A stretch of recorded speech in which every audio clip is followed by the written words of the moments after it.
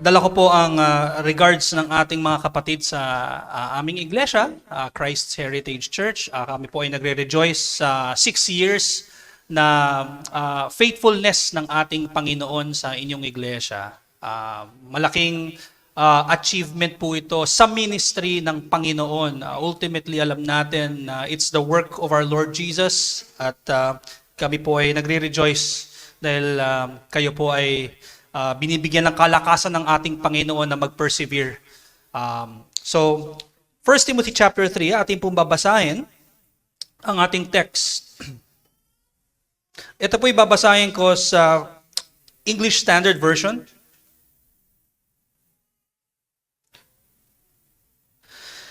Verses 14 to 16. I hope to come to you soon, but I am writing these things to you so that if I delay, you may know how one ought to behave in the household of God, which is the church of the living God, a pillar and buttress of the truth. Great indeed, we confess, is the mystery of godliness. He was manifested in the flesh, vindicated by the Spirit, seen by angels, proclaimed among the nations, believed on in the world, taken up in glory. The grass withers, the flower fades, but the word of our Lord will stand forever. Mga kapatid, sinulat ito ni Pablo kay Timothy na isang pastor sa iglesia ng city of Ephesus. At dito sa sulat na to, binigyan ni Pablo ng maraming instructions si Timothy kung paano mag-behave, ika nga, sa verses na ating binasa at kung anong order dapat na gawin ng bawat miyembro sa Ephesian Church. Kung paano dapat mag-behave ang bawat miyembro ng kanilang church. And then sa verse 15, makikita natin, nagbigay siya ng 3 specific descriptions niya of what a church is. Una, tinawag niyang household of God ang church. Right? Ang ibig na sabihin, na sa isang lokal na iglesia, sila ay dapat magturingan na magkakapatid sa pananampalataya. Na sila ay lahat inampon ng Diyos Ama. So merong familial aspect ang church. Base yon sa unang description ni Pablo sa church. Pangalawang description niya, tinawag niya ang church na Church of the Living God. Ibig sabihin, sa church, kayo ay tinawag. Doon galing yung salitang church, yung Griegong, yung translation nito from the Greek word, itinawag. At kung babalik pa tayo sa root word nito, sa pinanggalingan nito na Hebrew word, hindi lang pagtawag ang ibig sabihin sa church, kundi pag-assemble pa. Okay? So ibig sabihin, sa pangalawang description ni Paul, ang church ay tinawag para mag-gather together. Kumbaga, ito ay grupo ng mga tao, community, pamilya, hindi ng Diyos-Diyosan, hindi ng kung sino man, kundi ng buhay na Diyos. Na siya ay buhay, na kapag tayo ay magkakasama sa pagsamba, si Kristo ay kasama natin, ganun ang pinapakita niya sa pangalawang description niya. Okay? Yun ang description na nagpapakita na hindi lang organization in a sense ang isang iglesia, organization na mayroong order sa loob ng iglesia ng Panginoon, kundi ito rin ay organism. Kumbaga talagang buhay ang mga nandoon. May mga conscience. Okay? Church of the Living God. Ngayon naman sa ikatlong description, dito tayo magfo-focus. God willing ay mabigyan niya tayo ng kaalaman. Pangatlong description niya of what a church is the church's relation to the truth. May familial aspect. Merong pinapakita ng order at ng pagiging ng fellowship, magbuhay. Buhay ang Diyos, buhay din ang kanyang mga iniligtas, Church of the Living God. Pagdating sa pangatlong description, merong ano yung relationship ng church sa katotohanan. Relationship, ito yung church, ano yung description ni Pablo sa church in relation to the truth. Ang church ay tinawag dito na maging haligi at suhay ng katotohanan. a pillar and buttress of the truth. Ang pillar at ang buttress ay parehong nagsusupport sa malalaking buildings. Especially sa panahon po nila Pablo, napakarami pong ancient structures na lahat ay mayroong mga pillars, may mga haligi. So familiar na familiar po sila. Okay? Especially maraming templo sa city of Ephesus. Yung pillar, ito po yung malaking vertical na structure na nagsusupport po sa bubong, sa roof, sa upper part of the entire structure. Now, yung buttress, ito naman po yung nakaslant na structure na nagkukonekta doon sa pillar at doon sa taas, sa roof. And so, ibig sabihin, parehong kailangan yun. The pillar and the buttress are both needed para yung buong structure ay tumayo. And so, according to Paul, ang church ang nagsusupport hindi ng roof, kundi ng truth. Anong truth ito? Anong truth ito? Now, kung nabasa po natin before ang Acts chapter 19, ito po yung mga panahon na si Pablo ay nagme-minister sa city of Ephesus. Nag-preach po siya doon against idolatry. Napakarami pong idols ng mga Ephesians ng that time. At lumaban sa kanya yung mga tao. Ang sigaw sa kanya ng mga tao, nung nakikita na si Pablo ay nagpipreach ng gospel, ang sabi ng mga tao, "Great is Artemis of the Ephesians." Yun yung nasa Acts chapter 19. Sumisigaw sila, "Great is Artemis of the Ephesians." Inulit-ulit pa po nila yon. And so, it seems like itong mga katagang ito, itong mga salitang ito ay naiwan sa isipan ni Pablo.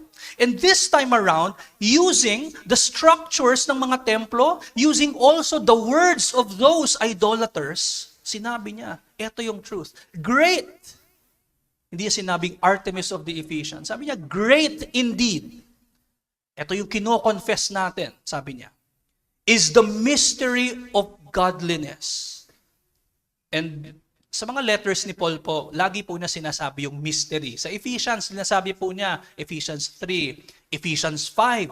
Ito yung mystery, ibig sabihin, ito yung katotohanan na nakatago pa before, pero ngayon ay nireveal na ng Diyos through the ministry of the apostles, specifically of Paul. Ngayon, revealed na siya, ito ang great, sinasabi niya. Hindi si Artemis of the Ephesians, great, etong sasabihin niya. Ano itong truth na ito? Or, sino itong truth na ito? Na dati ay mystery, ngayon ay nire-reveal na. Sabi niya, He was manifested in the flesh, vindicated by the Spirit, seen by angels, proclaimed among the nations, believed on in the world, taken up in glory. He's referring to a person, He. Right? At alam natin na ito'y walang iba kundi si Panginoong Hesukristo, na siyang nagkaroon ng katawang tao, body and soul, siya ay tao at Diyos. Vindicated by the Spirit. Sa ibang translation, ito ay justified. In a sense na, ngayon, kumbaga, yung pag-resurrect ni Kristo ay nagpapakita na talagang wala siyang kasalanan. Siya ay vindicated. Nakita siya ng mga anghel. Siya rin ay pinreach. Hindi lang yung mensahe ng gospel, technically siya ang mensahe, siya ay pinroclaims sa mundo, sa mga nations. Siya ay pinaniwalaan at siya rin ay nag-ascend, taken up in glory. Paul is saying, this is the truth. This truth is the truth concerning Jesus Christ who did His work here on earth. And in relation to that truth, dito na uli papasok. Yung kung saan tayo magfo-focus ngayon mga kapatid. What Paul is saying, kayo, Ephesian Church, in relation to that truth, kayo ang pillar at buttress ng katotohanan ito. Now, ito ay charge ni Pablo sa iglesia ng Ephesus. Pero ito ay definitely applied din po, ito ay charge sa bawat isa sa atin. I would say individually, but lalo na corporately. This is a charge for all of us. Ito'y para sa atin, ito'y para sa inyo, para sa amin, mga kapatid sa ARBC. Tinatawag ng Diyos na pillar and buttress ang church. Taliwas ito sa sinasabi ng iba, by the way, na ang church ay pundasyon ng truth. By the way, in other translations nitong 1 Timothy chapter 3 verse 15, ang sabi doon ay pillar and foundation. But let me just clarify, ang understanding ng iba na ang church ay pundasyon ng katotohanan, kumbaga ang church ang nagbibigay ng dogma ng katotohanan, sa church nanggagaling ang katotohanan, hindi yon ang ibig sabihin ni Pablo. Hindi nanggagaling ultimately ang katotohanan primarily sa church. Elsewhere, sa Ephesians, ang sabi niya, ang apostol at ang mga propeta ang pundasyon. At ang cornerstone, the reason why ang merong pundasyon in the first place, kasi may cornerstone at yun ay walang iba kundi ang Panginoong Jesus. But then you see the structure na tinatry niyang ibigay sa atin yung imagery, parang nagpipinta po siya, meron na tayong picture of what parang templo, right? At ang church, ang sinasabi niyang pillar and buttress, sumusuporta doon sa katotohanan na kanyang ibinigay na dapat ay pinoproclaim sa buong mundo. Meron po tayong mensahe ngayong umaga at ito, every local church is called to support the truth of the gospel of Jesus Christ. Ito yung, I guess, malinaw na mensahe na makita natin in summary dito sa 1 Timothy chapter 3 verse 15. Every local church is called to support the truth of the gospel of Jesus Christ. Every local church po ito. Kaya po sabi ni Pablo ay pillar and buttress. Pillar and buttress. Hindi niya sinabing the pillar. So whenever the Ephesians saw the big temples in their area, marami sila nakitang mga templo at bawat templo napakaraming mga pillars na nagsusupport sa isang malaking structure. In that same way, ang bawat lokal na iglesia ay pillar. Together na magsusupport sa iisang truth ng Ebanghelyo. Nawa ay bigyan tayo ng wisdom ng Panginoon. I-unpack po natin ito into 2 points. Unang point natin is protecting the truth. What does this mean? Ano ibig sabihin na sinusuportahan ng church ang katotohanan na ito? Una, protecting the truth, and then secondly, proclaiming the truth. Let us consider the first point, protecting the truth. Just to clarify, when we say protecting the truth, it does not mean that as if the truth will not accomplish its work. Or the truth will forever be compromised kung walang mag-support. No. Ultimately, alam po natin kung kaninong gawain ang pag-support ng sariling mensahe. At yun ay, yung mismong mensahe ang nagsusupport nito. Pero may clear role ang church in relation sa katotohanan or sa truth na ito. The church's role is to protect the truth. It is more of a protection of the ministry of the word. Ministry of the preached truth. And we can see that sa mismong letter ni Pablo, kita natin, even sa 1 Timothy, sa lahat ng letters niya, but primarily sa 1 Timothy, makikita natin yung puso ni Paul na sinasabi niya kay Timothy, protektahan niyo ang ministeryo ng salita ng Diyos. Doon pa lamang sa chapter 1, verses 3 onwards. Sabi niya, as I urge you, when I was going to Macedonia, remain at Ephesus so that you may charge certain persons not to teach any different doctrine, nor to devote themselves to myths and endless genealogies, which promote speculations rather than the stewardship from God that is by faith. Doon pala makikita natin na seryoso si Paul na kailangan niyong protektahan ang pulpito. Huwag niyong hayaan na may mga ibang katuruan na may nagsasabi that they can pinpoint to someone in their genealogy na maaring in their mind nagtuturo ng tamang doktrina pero hindi. Sabi ni Pablo, protektahan ninyo. Huwag kayo mag-devote sa mga kasabihan, sa mga mythologies. And then makikita rin natin actually, even sa same book na sinasabi niya na merong nag-deviate from the truth. Right? And then 1 Timothy chapter 5, makikita natin in a very practical sense kung paano sinasabi ni Paul yung protection ng ministry ng salita ng Diyos. Sabi niya sa 1 Timothy chapter 5, um, i-double honor ang mga elders. Bakit? Para hindi sila ma-entangle sa mga secular affairs. So that focused sila sa kanilang pag-aaral at pagpipreach ng salita ng Diyos para mas lalong tumibay ang haligi. Hindi lang yun, 1 Timothy chapter 6 verse 3, sabi rin ni Paul, if anyone teaches a different doctrine and does not agree with the sound words of our Lord Jesus Christ and the teaching that accords with godliness, in-identify niya na itong mga taong to, they are puffed up with conceit. Hindi nila naiintindihan ng katotohanan. And then makikita natin sa kontekstong yon, yung mga taong yon ay na-trap na sila sa sarili nilang pagmamahal sa pera. Right? Mas minahal nilang material things maliban doon sa mga spiritual things na kanilang naririnig sa salita ng Diyos. So dito makikita natin yung puso ni Paul. How he's calling Timothy to make sure na protected ang ministry ng salita ng Diyos.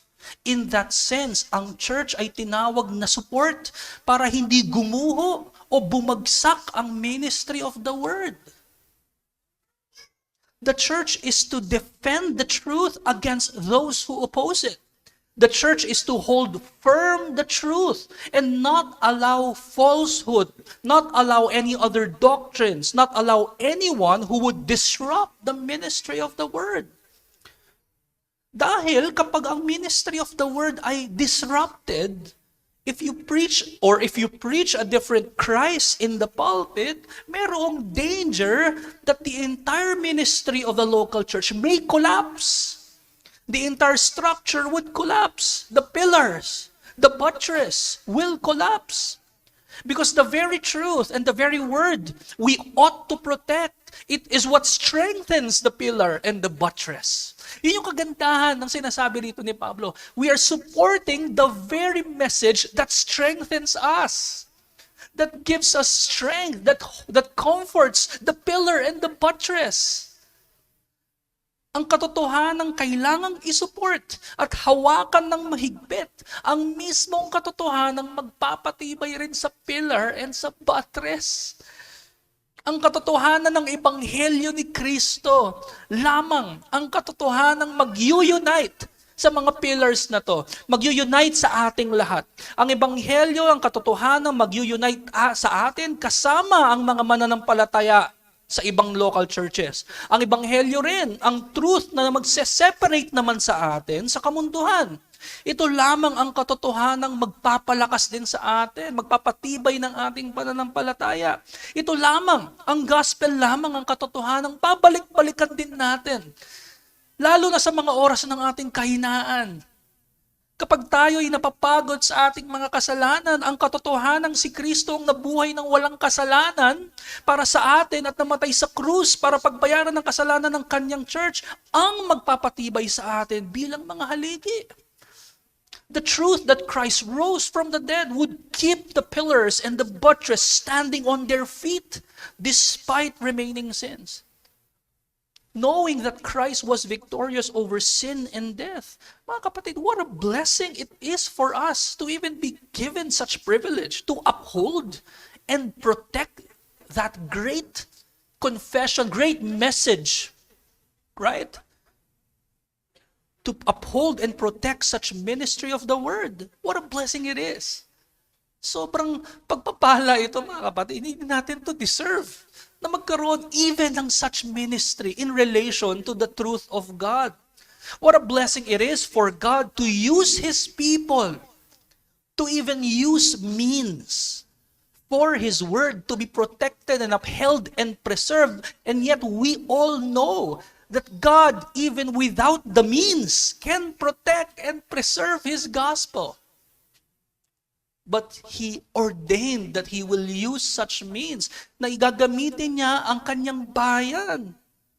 But nevertheless, it is a great privilege for a church to be a pillar and a buttress of truth. But how can we support the truth? And here's the problem. Kung wala tayong high regard sa truth, if we don't have a high regard towards the truth, if we do not highly prize the truth, Minsan kailangan natin mapaalalahanan ng ating mga kasalanan. Para bumalik tayo sa reminder na eto ginagawa ng mensahe sa atin. Kaya nga ganun ang mensahe ni Pablo sa Ephesians chapter 2. Binalik niya sa reminder sa Ephesians church, eto kayo dati. Now, hindi niya yung sinabi para i-condemn sila. Hindi, para mapaalalahanan sila ng anong meron sila kay Kristo. Sabi niya, you were dead in your trespasses and sins. And he described how dead they were, right? They were following the course of this world. They were following the prince of the power of the air, the spirit who is now at work in the sons of disobedience. And then he says that they were like children of wrath before. And then he gave them this great reminder, but God made you alive together with Christ. Minsan kailangan bumalik tayo sa reminder na hindi natin deserve ang mga bagay na to because of our remaining sins, and yet God in His grace and richness in mercy, He has changed our hearts and He has awakened us. He has given us new lives in the Lord Jesus Christ. Do we highly prize such mystery of godliness? Tayo ba, kumusta ba ang tingin natin sa salita ng Diyos? May nananabik ba tayo? Nananabik ba tayo doon sa thought ng Diyos ay buong linggong hirap, pagod ka sa kasalanan, sama mo pa doon ang epekto ng curse sa mundong ito, hirap na hirap ka, and then pupunta ka sa sambahan, uupo ka, ang gagawin mo lang, tatanggap ka ng assurance mula sa Panginoon through the preached word na dumaan ka dyan, may purpose ako dyan para sa'yo. Para ikaw ay maging kawangis ng Panginoon. Ito pang assurance sa'yo, ikaw ay ligtas. Hindi mo kailangang mag-worry. Matutulog ka, gigising ka sa umaga, isipin mo, guilty pa ba ako sa aking kasalanan? Hindi na. Do we treasure such truth, mga kapatid? Kasi kung hindi, babagsak. Maaring bumagsak locally ang pillar at ang buttress of truth. I say locally because never ever babagsak universally. Tandaan po natin na itong mensahe ni Pablo ay it's not like on the defense ang iglesia. The gates of hell will not prevail, mga kapatid. Pero hindi nun tinatanggal ang role ng bawat iglesia na maging haligi at buttress ng katotohanan. And so, ang unang challenge po sa atin, treasure the gospel-centered pulpit preaching of the word. Pahalagahan dapat ng church ang pulpit preaching, ang pulpit ministry. Treasure it. Prize it highly, mga kapatid. If we treasure greatly the ministry of the word, ang ibang bagay ay hindi mas mahalaga para sa atin. Kasi ito mahalaga. If we treasure greatly the ministry of the word, we would want to bask in the goodness of God preached to us. We would be so focused sa salita ng Diyos. We would so prepare our minds, our hearts, our schedule for us to just sit in the pulpit preaching of the word every Lord's Day. Ganon ang mangyayari if we treasure it highly.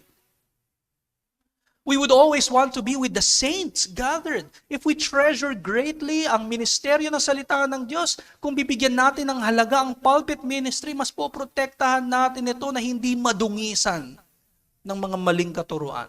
Kung ang Diyos ay nagliligtas sa pamamagitan ng pag-preach sa salita niya, kung pinapalakas tayo ng Diyos sa pamamagitan ng pangangaral ng salita niya, then we must treasure greatly the ministry of the word. Then we must approach worship. We must approach worship, especially the preaching of the word, knowing that it is Christ who speaks to us when there is a faithful, gospel-centered preaching. At itong kagandahan yan, mga kapatid, when we highly prize the truth and its ministry, yung truth din ng gospel, yung katotohanan ginawa ni Kristo sa atin, ang ultimately nagpoprotekta sa atin. Kaya tumitibay ang pillars dahil din sa truth na nagpo-point sa cornerstone na si Kristo. Ang pagiging stable, ang pagiging sturdy ng isang local church ay hindi nakikita sa katibayan ng kanilang meeting place, kundi sa kanilang consistent, faithful preaching of the word. Because they will meet elsewhere, kahit saan. As long as there is that faithful, consistent preaching of the word, dun natin makikita ang katibayan ng salita ng Diyos. Makikita natin to sa mga Puritans, right?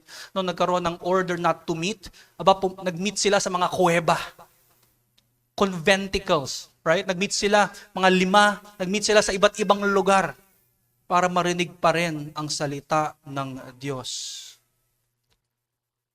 Now, ibig bang sabihin ito, ang church ay impervious o hindi makakaranas ng mga crisis? No, makakaranas.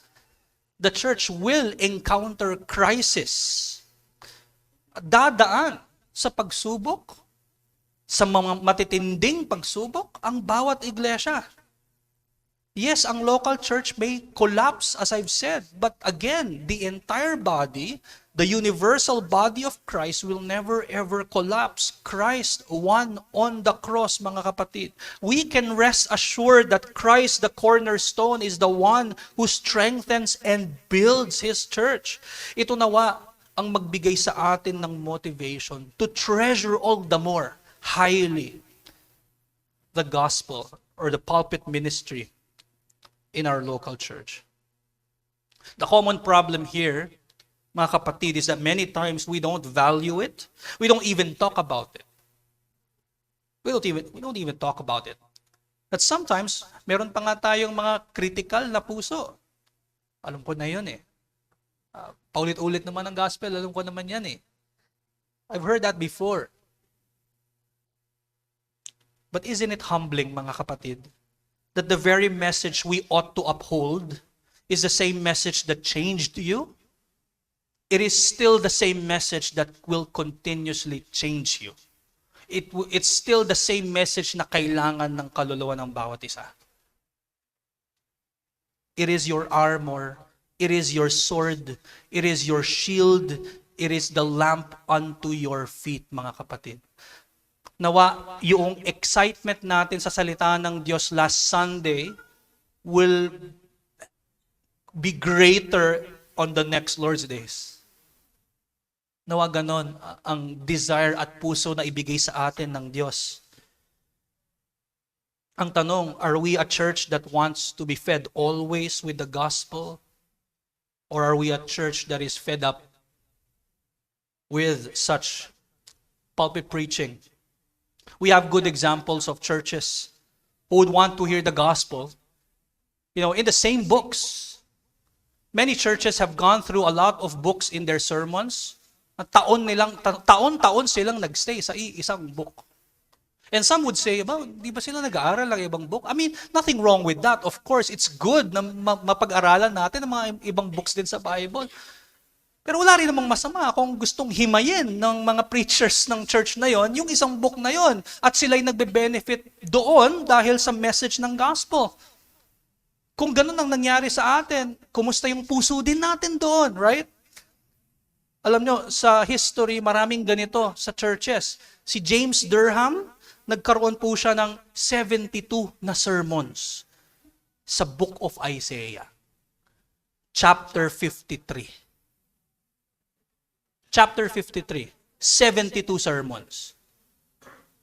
Si Matthew Henry po, 40 sermon sa Colossians, chapter 3, verse 11. Ganon din si Thomas Brooks, 58 sermons, Hebrews chapter 12, verse 14. Pero yung mga tao, wala silang kasawaan sa salita ng Diyos.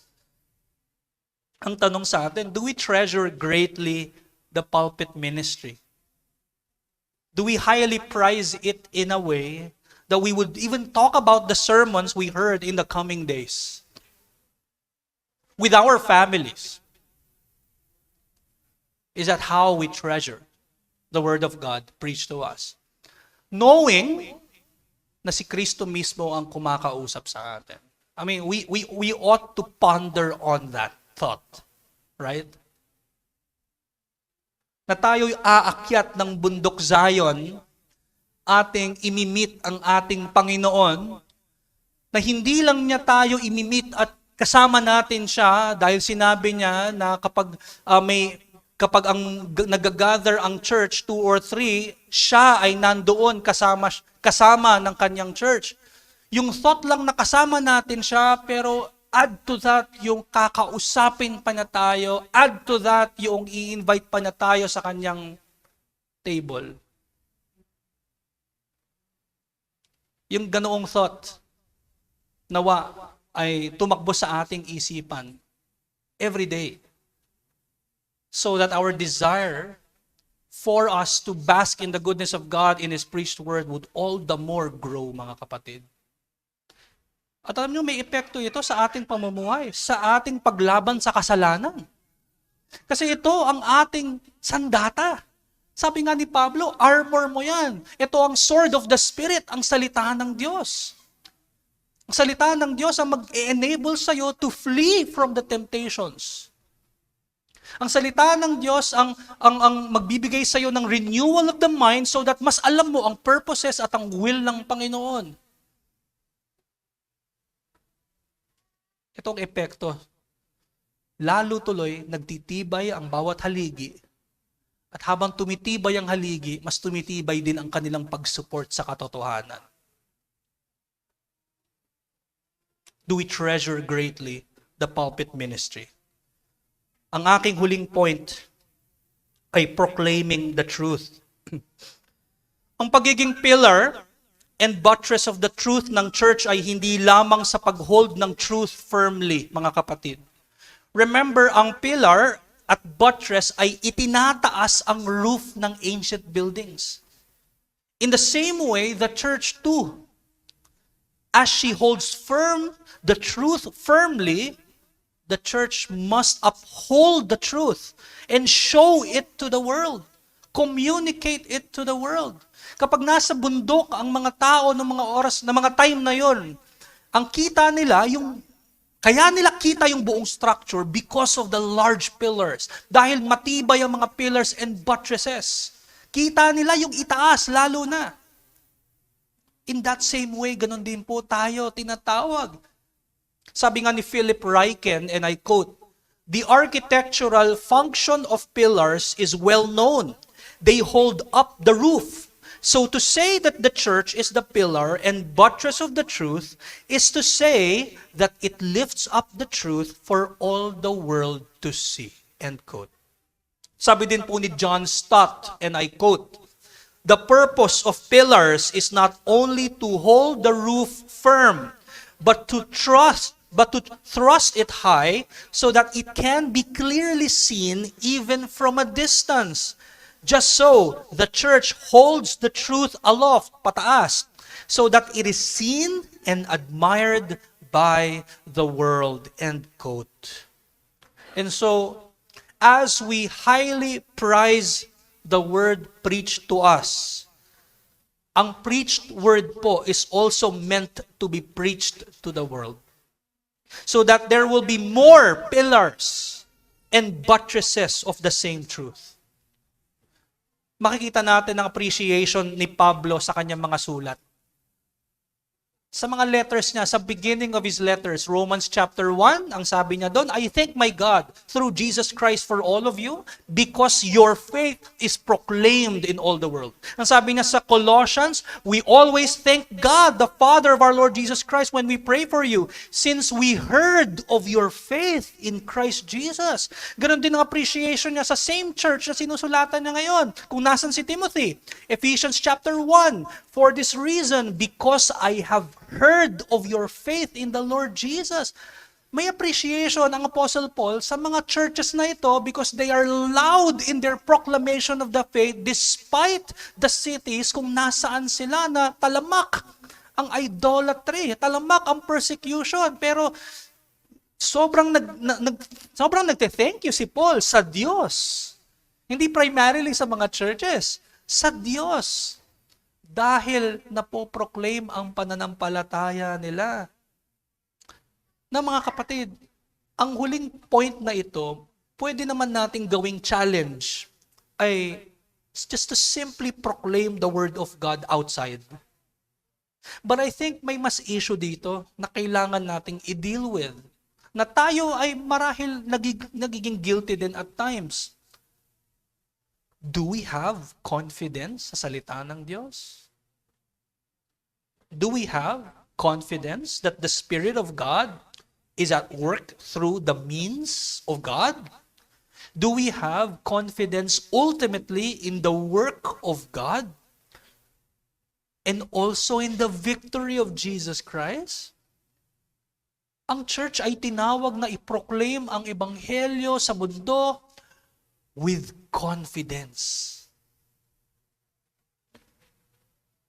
With confidence, ang mensahe ng Panginoong Jesus nung siya ay nabuhay muli. Go therefore, Matthew chapter 28 verse 19. Go therefore and make disciples of all nations, baptizing them in the name of the Father and the Son and the Holy Spirit, teaching them to observe all that I have commanded you. That's with pure confidence from the one who has won the victory. Naintindihan natin to. Naintindihan natin ang role natin to proclaim the word of God sa labas, ating mga kaibigan, kapamilya. Pero yung verse 18 ng Matthew chapter 28, hindi lang nun sinasagot ang tanong na, why do we need to preach the gospel outside? But also it answers the, what confidence do we have in preaching the gospel to the lost? At ang verse 18, sabi niya doon, all authority in heaven and on earth has been given to me. Nandun ang confidence natin. Christ finished his work. He has authority in the two realms, heaven and earth. And he has called us to proclaim the gospel sa labas. Primarily sa loob. Matthew chapter 28 verses 19 to 20 it is a call for the church na patuloy sa kanilang pagtuturo, patuloy sa kanilang pagpipreach ng gospel sa loob, pagbaptize ng mga miyembro, pag-admit ng mga miyembro at patuloy ang pagturo sa kanila so that they will be obedient to the commands of Christ. But also, makikita pa rin natin doon ang role ng church to go and proclaim. Having that confidence na si Kristo ay may otoridad. Na-accomplish niya itong otoridad na ito dahil sa kanyang, siya ang mediator. Siya ang nasa gitna. Pumagitna. Not only that, yung mensahe na sa Matthew chapter 16, sabi niya kay Peter, siya ang nagbibuild ng church and the gates of hell shall not prevail against it. Now, how can we not have the courage? How can we not have the confidence to face the world with the message of the gospel, knowing that the one who also saved us says to us, may authority siya in heaven and on earth. At ang gates of hell will never prevail against the church. And so ang last challenge presented to us, mga kapatid, have confidence in the work of the gospel. Have confidence in the work of God in the gospel proclamation. Have confidence in the work of God in the gospel proclamation. Now, if we struggle with having confidence in God's work, look at how the Spirit worked in our own lives. Tingnan natin ang ating mga sarili, mga kapatid. How can I be saved apart from God? We did not want to be with Him in the first place, but it is Him who has brought us to Himself. May confidence ba tayo sa salita ng Diyos? Tayo'y tinawag na haligi, ipakita sa mundo ang truth na ito. That we are to confess this truth. Yes, primarily in our words, because the truth must be said, must be preached, must be proclaimed. Pero ito rin ay may epekto sa ating mga buhay. And so pasok din dito ang ating buhay, Kristiyano. Na minsan, nagiging effective evangelism sa iba na makita nila yung epekto ng pinipreach natin. In that sense, we are a pillar and buttress of the truth. Do we have confidence sa truth na ito, mga kapatid? Kilala natin si Charles Spurgeon. Nung nag-uumpisa si Charles Spurgeon, maliit po talaga ang kanilang church. Pero sa sobrang, yon ang celebrity preacher nung time nila, si Spurgeon. Libo-libo po, mga kapatid, ang pumupunta every time nagpipreach si Charles Spurgeon. Sa sobrang dami, kailangan nilang maghanap ng malaking lugar. So nakahanap po sila sa isang malaking auditorium sa London. Kahanap sila doon. Now, gagamitin na nila yon sa susunod na Lord's Day. And so si Spurgeon, pumunta siya doon para itest yung acoustics ng lugar. Wala pa pong microphone ng mga time na yon. So talagang grabe po yung boses ni Spurgeon. So talagang kailangan niya sumigaw para matest yung acoustics. And so habang nandun siya sa auditorium, syempre wala pang mga tao at itetest na niya. Sumigaw po si Spurgeon. Sabi niya, "Behold the Lamb of God who taketh away the sin of the world." So sabi niya, okay yung sounds. Of course, hindi yung Tagalog. Pero para sa kanya, okay. Narinig niya ang kanyang sarili. Now the next day, meron siyang kinausap na imimit daw niya na isang tao na bagong convert. So isa to sa mga pastoral counselings niya. May imimit siya for the first time, bagong convert lang. At nung nakausap niya yung convert, ang sabi ng convert, isa siyang handyman. At yung handyman na yun, kinikwento niya, na habang may ginagawa daw siya, upuan doon sa loob ng isang auditorium, meron daw siyang narinig, malakas na boses, nang nagsabi, "Behold the Lamb of God who taketh away the sin of the world." At that point, Spurgeon knew, hindi na yun gawa. That was the work of God alone. It wasn't him. No, nagkaroon ng increase ng desire sa kanya at appreciation sa gawa ng Diyos. It increased his confidence all the more. Doon natin makikita na while tayo ay ginagamit ng Diyos bilang mga haligi ng katotohanan niya, ultimately, hindi ito nakasalalay sa atin. Pero wag nyo rin kakalimutan na yung katotohanan yon does not excuse us from not being pillars and buttresses of the truth. Isn't it a blessing to know that the salvation of men does not rely ultimately on the people who proclaim? Yes, God uses people. Yes, God uses means. But ultimately, the saving, the changing of hearts depend on the work of the Lord alone. If it depends on man, then we can never, ever have confidence in the preaching of the word, mga kapatid. It does rely on the work of God. Therefore, we ought to have confidence to proclaim. Have confidence in the work of God, mga kapatid, in the gospel proclamation. Proclaim the word to the lost, brethren. Kumusta ang confidence level natin sa salita ng Diyos? Are we so confident that whenever we meet, we know that the word of God will affect our hearts?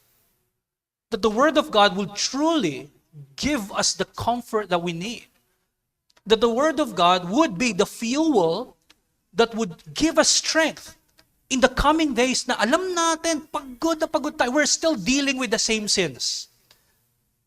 And the same resolution is the same word of the gospel. Do we have that confidence doon sa work ng Panginoon sa kanyang salita? Maraming maapektuhan dito sa buhay natin, mga kapatid. Prayer life natin. Right? If we have such confidence, meron din tayong confidence to ask the Lord, Lord, hayaan mo po na mag-work ang iyong salitang maririnig namin today, na para mas mag-increase ang aking desire kay Kristo. Hayaan mo po, Panginoon, na gamitin niyo ako para sa isang kapatid, na yung narinig kong salita, nawa ay gamitin ko din para i-equip din ang aking kapatid.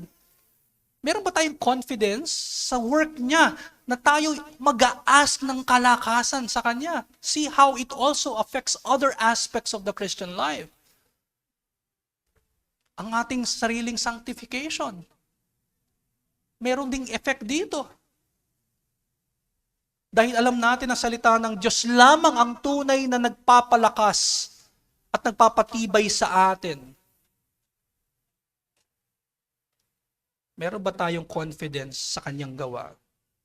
May mga kaibigan at kapamilya ba tayong kailangan ng salita ng Diyos? Ine-enjoy natin ang salita ng Diyos. Praise the Lord every week. Nawa, magkaroon din tayo ng heart na ang mga kaibigan natin, ang mga tao sa ating paligid, outside of the church, magkaroon din sila ng same enjoyment in the Lord. Mga kapatid, every local church is called to support the truth of the gospel of Jesus Christ. So mga kapatid ko sa Antipolo Reformed Baptist Church, purihin ang Panginoon sa kanyang faithfulness sa inyong church for 6 years. Nawa ang how you treasured the gospel preaching that preserved this church, nawa ay hindi magbago, hindi mamatay ang appreciation ninyo sa salita ng Diyos, kundi lalo pa itong tumibay at lumalim, mga kapatid. Treasure the gospel-centered pulpit preaching. Pahalagahan natin. Protektahan ng pulpito. Tayo'y manabik ng mangangausap sa atin ng Panginoong Hesus muli sa susunod na linggo, mamaya ang hapon. And have confidence sa Kanyang work. Have confidence that how He has saved you, ganun din ang kaya niyang gawin. Ganun ang kaya niyang patuloy na gawin sa bawat isa. May the Word of God enrich our knowledge of Him, and may it stir us to live in light of these truths. Tayo po'y magdasal. Panginoong Diyos, aming Ama, kami po'y nagpapasalamat sa inyong kabutihan sa amin, sa paalala ng inyong kaligtasan sa amin sa pamamagitan ng buhay at gawa ng aming Panginoong Hesus.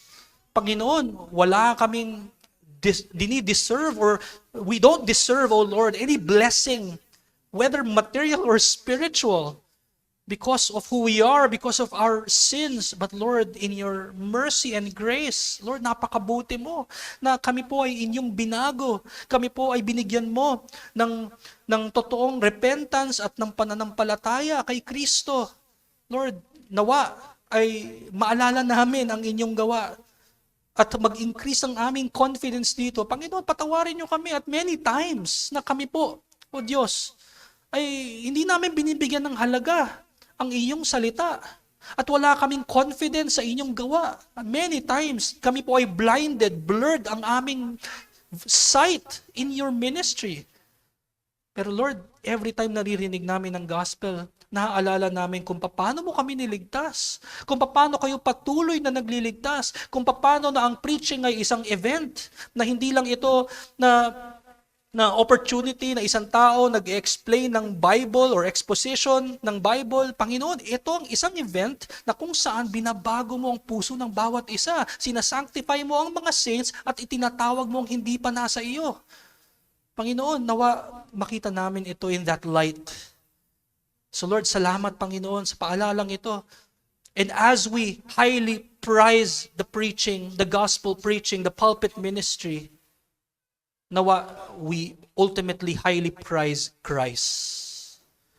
And we also highly prize those whom you have called to preach, knowing, Lord, na ginagamit mo din ito sa pagpapatibay ng iyong iglesia. Tulungan mo din ang bawat isa, Panginoon,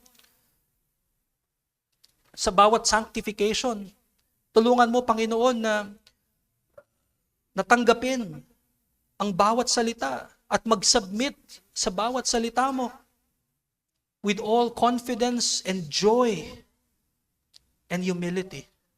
Palakasin mo po lalo ang Antipolo Reformed Baptist Church. Salamat sa inyong kabutihan at faithfulness sa kanila. Lord, kami po ay rejoicing at kami po ay nagpapasalamat, Panginoon Diyos, sa inyong ministry sa kanila. Nawa, Panginoon, ay magpatuloy ang aming mga kapatid. That they would persevere, O Lord. Salamat po sa inyong kabutihan sa bawat isang narito. Ito ang aming dalangin sa ngalan ni Jesus. Amen.